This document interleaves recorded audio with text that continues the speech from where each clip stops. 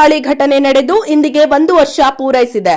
ಕಾಶ್ಮೀರದ ಪ್ರಕೃತಿ ಸೌಂದರ್ಯ ಸವಿಯಲು ತೆರಳಿದ್ದ ಪ್ರವಾಸಿಗರ ಮೇಲೆ ಭಯೋತ್ಪಾದಕರು ಧರ್ಮ ಕೇಳಿ ಹಿಂದೂ ಪ್ರವಾಸಿಗರನ್ನು ಕೊಂದು ಹಾಕಿದ್ದರು. ನರೇಂದ್ರ ಮೋದಿ ನೇತೃತ್ವದ ಭಾರತ ಸರ್ಕಾರ ಆಪರೇಷನ್ ಸಿಂಧೂರ ಹೆಸರಿನಲ್ಲಿ ಪ್ರವಾಸಿಗರನ್ನು ಹತ್ಯೆ ಮಾಡಿದ ಭಯೋತ್ಪಾದಕರನ್ನು ಕೊಂದು ಉಗ್ರವಾದಕ್ಕೆ ತಕ್ಕ ಪಾಠ ಕಲಿಸಿತ್ತು.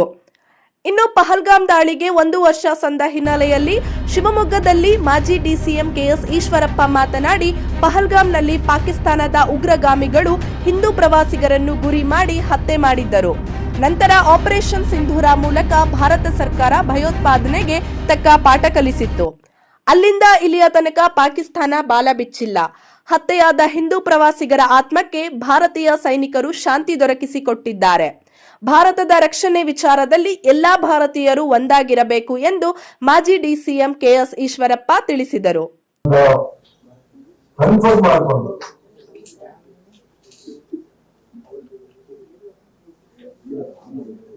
ಪಾಕಿಸ್ತಾನದ ಉಗ್ರಗಾಮಿಗಳು ಕಬ್ಬಲೆ ಮಾಡಿದ್ರು.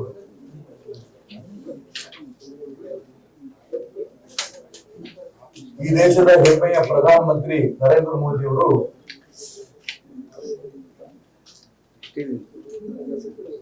ಈ ಆಪರೇಷನ್ ಸಿಂಧೂರ ಮಾಡಿ ಅದಕ್ಕೆ ಸರಿಯಾದ ಉತ್ತರವನ್ನು ಕೂಡ ಕೊಟ್ಟರು. ಅಲ್ಲಿಂದ ಮುಂದೆ ಪಾಕಿಸ್ತಾನ ತನ್ನ ಭಾರವನ್ನು ಬಿಚ್ಚುವ ಪ್ರಯತ್ನ ನಡೆದಿಲ್ಲ. ಆದರೂ ಕೂಡ ಆ ದುಷ್ಟ ಪಾಕಿಸ್ತಾನದ ಉಗ್ರಗಾಮಿಗಳ ಅಮಾಯಕ ಹಿಂದೂಗಳ ಕಗ್ಬಲೆ ಏನಾಯ್ತು, ಅವರ ಆತ್ಮಕ್ಕೆ ಶಾಂತಿ ನಾವೆಲ್ಲರೂ ಕೋರಿದ್ದೇವೆ.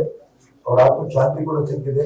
ಉತ್ತರವನ್ನ ಈ ದೇಶದ ಸೈನಿಕರು ಆಪರೇಷನ್ ಸಿಂಧೂರ ಮುಖಾಂತರ ಉತ್ತರ ಕೊಟ್ಟಿದ್ದಾರೆ. ಮತ್ತೊಮ್ಮೆ ಪಾಕಿಸ್ತಾನ ಈ ದಿಕ್ಕಲ್ಲಿ ಯೋಚನೆ ಮಾಡಲ್ಲ, ಈ ನಂಬಿಕೆ ಕೂಡ ಇದೆ. ಈ ದೇಶದ ರಕ್ಷಣೆ ಮಾಡೋದಕ್ಕೆ ಎಲ್ಲ ಭಾರತೀಯರು ಒಂದಾಗಬೇಕು ಅಂತ ಪ್ರಾರ್ಥನೆ ನಾನು ಮಾಡ್ತೇನೆ. ಪಹಲ್ಗಾಮ್ ದಾಳಿಗೆ 1 ವರ್ಷ ತುಂಬಿದ ಹಿನ್ನೆಲೆ ಪಹಲ್ಗಾಮ್ನಲ್ಲಿ ಉಗ್ರರ ದಾಳಿಯಲ್ಲಿ ಹತ್ಯೆಯಾಗಿದ್ದ ಶಿವಮೊಗ್ಗ ನಗರದ ಮಂಜುನಾಥ್ ರಾವ್ ತಾಯಿಯವರು ಸಹ ಪ್ರತಿಕ್ರಿಯೆ ನೀಡಿದ್ದು, ಮಗನ ನೆನಪು, ಸೊಸೆಯ ಬದುಕು, ಮೊಮ್ಮಗನ ಜೀವನ ಹಾಗೂ ಅಂದು ಭಾರತ ಸರ್ಕಾರ ತೆಗೆದುಕೊಂಡಿದ್ದ ನಿರ್ಧಾರ ಆಪರೇಷನ್ ಸಿಂಧೂರ ಬಗ್ಗೆ ಮಾತನಾಡಿದ್ದಾರೆ.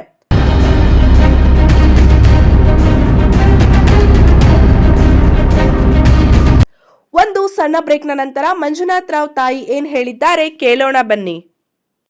ರೇಡಿಯೋ ಅಯೋಡಿನ್ ಥೆರಪಿ ನಿಖರವಾಗಿ ಪರಿಗಣನೆ, ನೇರ ಚಿಕಿತ್ಸೆ, ಹೈಪರ್ ಥೈರಾಯ್ಡಿಸಂ ಮತ್ತು ಥೈರಾಯ್ಡ್ ಕ್ಯಾನ್ಸರ್ಗೆ ಸೂಕ್ತ ಚಿಕಿತ್ಸೆ ಹಾಗೂ ಆರೈಕೆ ನಮ್ಮ ನಂಜಪ್ಪ ಲೈಫ್ ಕೇರ್ ನಲ್ಲಿ ಲಭ್ಯ. ಸಂಪರ್ಕಿಸಿ ನಂಜಪ್ಪ ಲೈಫ್ ಕೇರ್, ಗಾಡಿಕೊಪ್ಪ, ಸಾಗರ ರಸ್ತೆ, ಶಿವಮೊಗ್ಗ.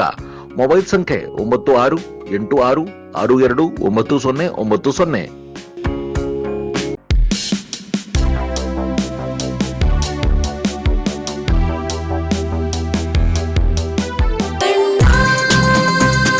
ಸರ್ಫಾ ಕೋಟ್ಸ್, ಸರ್ಫಾ ಕೋಟ್ಸ್,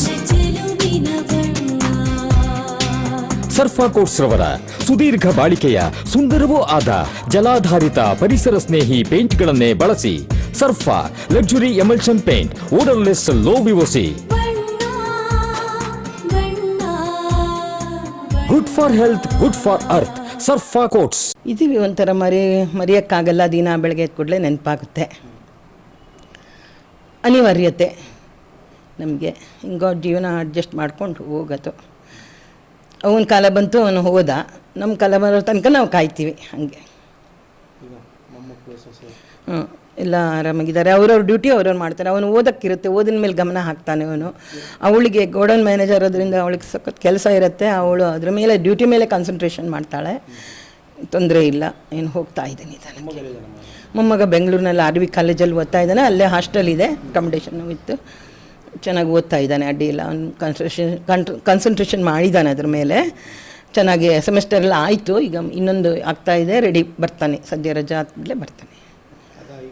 ನಮಗೂ ಸ್ವಲ್ಪ ಸಮಾಧಾನ ಆಯಿತು. ತಕ್ಷಣ ಈ ರೀತಿ ಪ್ರತೀಕಾರ ತೀರಿಸಿದ್ರಲ್ಲ ನಮ್ಮ ಮೋದಿಯವರು, ಆರ್ಡ್ರ್ ಕೊಟ್ಟು ಸೈನಿಕರಿಗೆ ಒಂದು ಫ್ರೀ ಹ್ಯಾಂಡ್ ಕೊಟ್ಟು ಅಂತ ನಮಗೆ ಕುದಿತಾ ಇತ್ತು ಒಳಗಡೆ, ಅಯ್ಯೋ ನಮ್ಮ ಅನ್ಯಾಯವಾಗಿ ಹೊಡೆದು ಹಾಕ್ಬಿಟ್ರಲ್ಲ, ನೋಡೋಕ್ಕೆ ಅಂತ ಹೋದವ್ರನ್ನ ಈ ರೀತಿ ಮಾಡಿದ್ರಲ್ಲ ಅಂತ ತುಂಬ ಸಂಕಟ ಆಗ್ತಾ ಇತ್ತು. ಬರೋಕ್ಕೆ 3 ದಿನ ಬೇಕಾಯಿತು. ಎಲ್ಲರೂ ಮನೆ ತುಂಬ ಜನ ಬಂದು ಎಲ್ಲ ಸಮಾಧಾನ ಮಾಡೋಕ್ಕೆ ಅಂತ ಬಂದರು. ನಮಗೆ ಪ್ರಾಣ ಸಂಕಟ ಹಂಗಾಗಿತ್ತು. ಎಂತ ಮಾಡೋದು, ಈಗ ಹೆಂಗೋ ದಿನ ಜೀವನ ಕಳ್ಕೊಂಡು ಹೋಗ್ತಿದ್ದೀವಿ. ನಮ್ಮ ಉಳಿದ ಶೇಷಾಯುಷ್ಯನ ಕಳ್ಕೊಂಡು ಇದೇ ರೀತಿ ಕಳ್ಕೊಂಡು ಹೋಗಬೇಕು ಅಂತ ನಮ್ಮದು ಅಭಿಪ್ರಾಯ ಅಷ್ಟೇ. ಬರ್ತಾ ಇರ್ತಾರೆ.